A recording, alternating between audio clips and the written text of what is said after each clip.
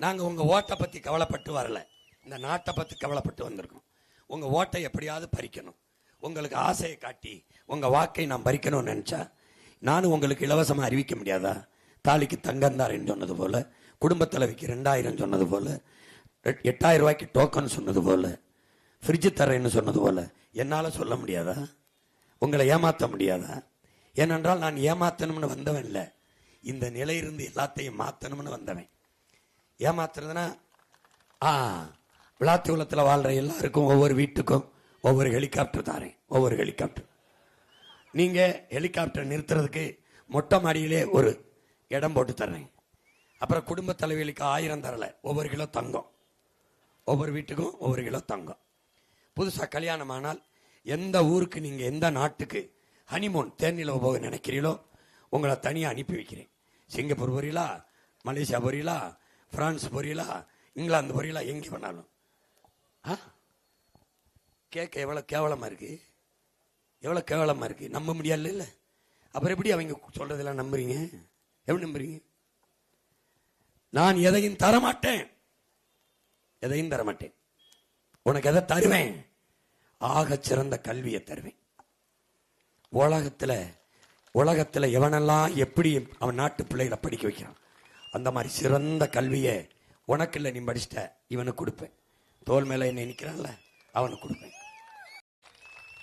நீ போராடி பெறாத, உழைத்து பெறாத எந்த பொருளுக்கும் மதிப்பு இருக்காது. நான் உனக்கு இலவசமா மின்சாரம் தந்தால் நீ வீட்டை விட்டு வெளியில போகும்போது விளக்கை அணைத்து விட்டு செல்வாயா? என்னுடன் பிறந்தவனே, என்னை பெற்ற பெற்றவர்களே, எரிகாற்று சிலிண்டர் ஓசியாக தருகிறேன் இலவசமாக. அடுப்பை அணைத்து விட்டு செல்வீர்களா? வீட்டை விட்டு செல்லும் போது பொருளின் மதிப்பு உங்களுக்கு தெரிய வேண்டும். ஆனால் மதிப்பு மிகுந்த 3 பொருளை நான் கட்டணமில்லாமல் தருகிறேன். அது அரசின் கடமை. எது? கல்வி, மருத்துவம், குடிநீர். இது 3ஐயும் தருவேன். மற்ற எல்லாம் தரமாக தருவேன், தட்டுப்பாடின்றி தருவேன், உரிய கட்டணத்துக்கு தருவேன். இந்த மகனின் ஆட்சி மலர வேண்டும் என்றால் விவசாய சின்னத்திற்கு போடு. அந்த கேடுகட்ட ஆட்சியை தொடர வேண்டும் என்றால் என்னையை விடு, அவர்களுக்கே போடு. சாராயம் குடிச்சு சாவது, கள்ளச்சாராயம் குடிச்சு செத்தவனுக்கு 10 லட்சம் ஒன்று அரசு. நீ ஓட்டு போட்டு தேர்வு செஞ்ச அரசு கொடுத்ததே, அதை நீ ஏற்கிறிய? சட்டப்படி கள்ளச்சாராயம் காய்ச்சுவது குற்றம் என்குது, குடிப்பதும் குற்றம் என்குது. சட்டப்படி 10 லட்சம் ரூபாய் கொடுத்து ஊக்கப்படுத்துதே, அதை நீ ஏற்கிறியா? அதை ஏற்கிறாய். ஒரு நடிகனை பார்க்க போய் நடிக்கிறவனை பார்க்க போய் கூட்ட நெரிசலை செத்தவனுக்கு 10 லட்சமும் அரசு கொடுக்குது, அதை ரசிக்கிறாய், ஏற்கிறாய். நாட்டை காப்பாற்ற எல்லையில் நின்று போராடி செத்து வந்தானே ராணுவ வீரன், அவனுக்கு 1 ரூபாய் கூட கொடுக்கவில்லையே, அதையும் ஏற்கிறாய், அதையும் பார்க்கிறாய், ரசிக்கிறாய். என்ன உன் கணக்கு என்னாச்சு? என்னாச்சு? படிப்பகத்தில் பாரு எத்தனை பேர் கூடியிருக்கிறான்னு, டாஸ்மாக் கடையில் பாரு எத்தனை பேர் கூடியிருக்கான்னு, நூலகத்தில் பார், திரையரங்கில் பார். இந்த சமூகத்தை எதை நோக்கி கொண்டு போயிட்டு இருக்கான்னு தெரிய வேணாமா உனக்கு? சரி, இலவசம் கொடுக்குறான், 10,000 கொடுக்குறான், 20,000 கொடுக்குறான், 12,000 கொடுக்குறான், மிக்சி கொடுக்குறான், கிரைண்டர் கொடுக்குறான். அதுல இழக்கிறானே பணத்தை, அது எங்கிருந்து எடுக்கிறான்? நம்மிடம் இருந்து வரியை எடுத்து நமக்கே கொடுப்பது இலவசமாக எப்படி ஆகும்? ஏன் அந்த கேள்வி நமக்குள்ள எழல? ஏன் எழல? சாத்தியமா?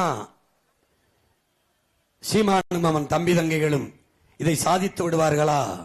இது நடக்குமா என்றெல்லாம் நீங்கள் எண்ணக்கூடும், பேசக்கூடும். பேசியதை நானே கேட்டிருக்கிறேன். அது பெரிய கட்சி திமுக, பெரிய கட்சி அதிமுக என்கிறீர்கள். இந்த நாட்டில் எந்த கட்சியோடும் கூட்டணி வைக்காமல் மக்களை மட்டும் நம்பி நிற்கிற எந்த கட்சியோ அந்த கட்சி தான் உண்மையிலே பெரிய கட்சி. 22 கட்சியை கூட்டு சேர்ந்து நிற்கிற கட்சி பெரிய கட்சி அல்ல. 10-15 கட்சிகளை கூட சேர்த்துக்கிட்டு வருவது பெரிய கட்சி அல்ல. எவன் வீரன்? எத்தனை ஆயிரம் பேர் வந்தாலும் எதிர்த்து நிற்பவன் வீரன். யாரையோ ஒருவனை எதிர்பார்த்து நிற்பவன் கோழை, அவன் வீரன் அல்ல. கூட்டத்தில் நிற்பவனுக்கு வீரமோ துணிவோ தேவையில்லை. தனித்து நிற்பவனுக்கு தான் வீரமும் துணிவும் தேவை.